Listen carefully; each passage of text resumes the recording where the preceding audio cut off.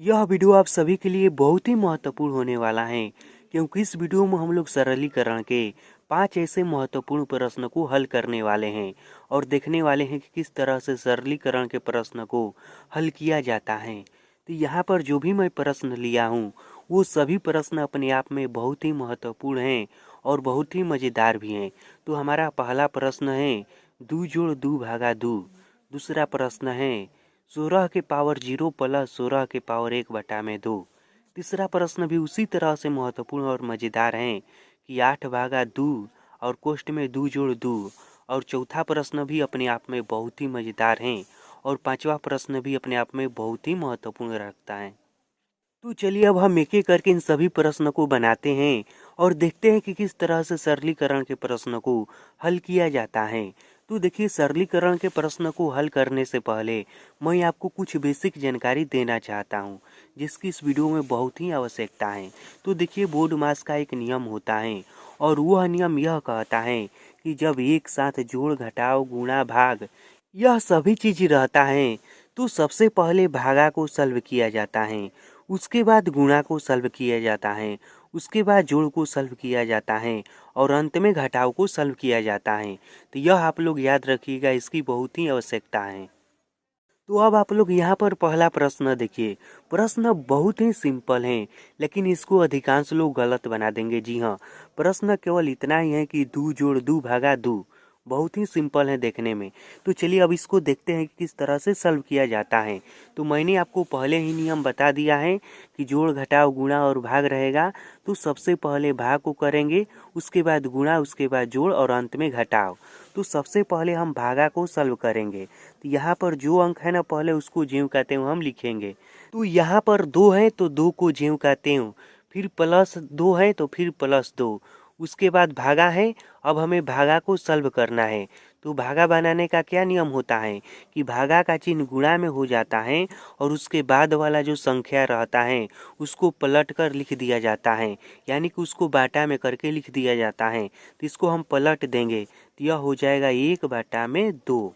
देखिए, इसके नीचे एक छुपा हुआ है और यह पलटेगा तो एक जो नीचे है तो ऊपर चला जाएगा और 2 ऊपर है तो नीचे आ जाएगा। अब इसको हम हल करेंगे। तो देखिए, यह 2 ऊपर हैं और यह 2 नीचे हैं तो यह आपस में कट जाएगा। तो यहाँ पर क्या बचेगा, देखिए यहाँ पर बचा है 2 प्लस यहाँ पर बचा है 1 बराबर 3। तो इसका राइट आंसर क्या है, यह आया है 3। तो इस तरह से इस प्रकार के प्रश्न को हल किया जाता है। अब अगला प्रश्न को समझिए। तो देखिए, यह बोडमास के नियम पर नहीं है, यह घातांक के नियम पर है, लेकिन इसको भी मैं लिख दिया हूँ तो हल करके बताता हूँ कि किस तरह से सॉल्व होगा। तो देखिए, यहाँ पर 16 की पावर 0 है तो इसका मान हम क्या लिखेंगे। तो एक बात आप लोग जान लीजिए कि किसी भी संख्या का पावर 0 होता है ना, तो उसका मतलब जानते हैं क्या होता है, उसका मतलब होता है 1। तो इसका मान हो जाएगा 1। फिर प्लस है तो प्लस। अब यहाँ पर 16 के पावर 1/2 है, तो फिर 1/2 का मतलब क्या होता है, तो 1/2 का मतलब होता है रूट। तो यह इस तरह से है रूट 16। अब इसको हम सॉल्व करते हैं। तो देखिए, एक को ज्यों का त्यों, फिर प्लस है तो प्लस, उसके बाद 16 को हम क्या लिख सकते हैं, 16 को यहाँ पर देखिए 16 का इस तरह से तो लिख सकते हैं ना, 4 × 4। तो दो गो संख्या जब रूट में रहेगा तो एगो रूट से बाहर आ जाएगा, तो यह हो जाएगा केवल 4। तो यहाँ पर हो जाएगा केवल 4 बराबर 1 और 4 जोड़ेंगे तो आएगा 5। तो यह हो जाएगा 5 और इसका आंसर क्या आया, वह आया है 5। अब तीसरा प्रश्न जरा ध्यान से देखिएगा। यह प्रश्न ऐसा है ना जिसमें अधिकांश लोग गलती कर देंगे, तो इसको हम किस तरह से हल करेंगे वो समझिए। तो देखिए, पहले भागा को हल करना है। तो यहाँ पर 8 है ना, तो 8 को पहले ज्यों का त्यों, उसके बाद भागा है तो इसको हल करेंगे तो क्या हो जाएगा, यह हो जाएगा गुणा और इसके बाद वाला जो अंक है वह पलट जाएगा। तो इसके बाद क्या है, देखिए इतना अंक है तो क्या इतना को पलटेंगे, जी नहीं, इसके बाद वाला केवल 2 है, यह सभी नहीं है। तो इसके बाद वाला केवल 2 है ना, तो 2 को हम केवल पलटेंगे यहाँ पर। तो 2 को पलटेंगे तो यह हो जाएगा 1/2। उसके बाद यह ज्यों का त्यों 2 + 2। अब देखिए, यह 2 से 8 कट जाएगा, कितने बार में कटेगा, तो 4 बार में कटेगा। तो अब बराबर हो जाएगा 4 और यहाँ पर देखिए यह जुट जाएगा तो 2 प्लस 2। अब इसको हम क्या लिखेंगे, तो इसको हम लिख सकते हैं 4 गुणे, इसको जोड़ दीजिए तो यह हो जाएगा 4। और लास्ट में हम इसको हल कर सकते हैं, 4 4 गुणा कराएंगे तो यह आएगा 16, और यही हो गया इसका राइट आंसर। या इसको हम इस तरह से भी हल कर सकते हैं, देखिए 4 दूनी का 8 प्लस 4 दूनी का 8, पहले गुणा कराकर उसके बाद लास्ट में इसको जोड़ देंगे तो 8 दूनी का 16, किसी भी तरह से उतना ही आंसर आ जाएगा। अब पांचवा प्रश्न को जरा ध्यान से समझिएगा, जो कि इस वीडियो का थंबनेल भी है। तो देखिए इसमें भी पहले हमें भाग को ही हल करना है, तो जो भी अंक है ना उसको हम पहले ज्यों का त्यों लिखेंगे।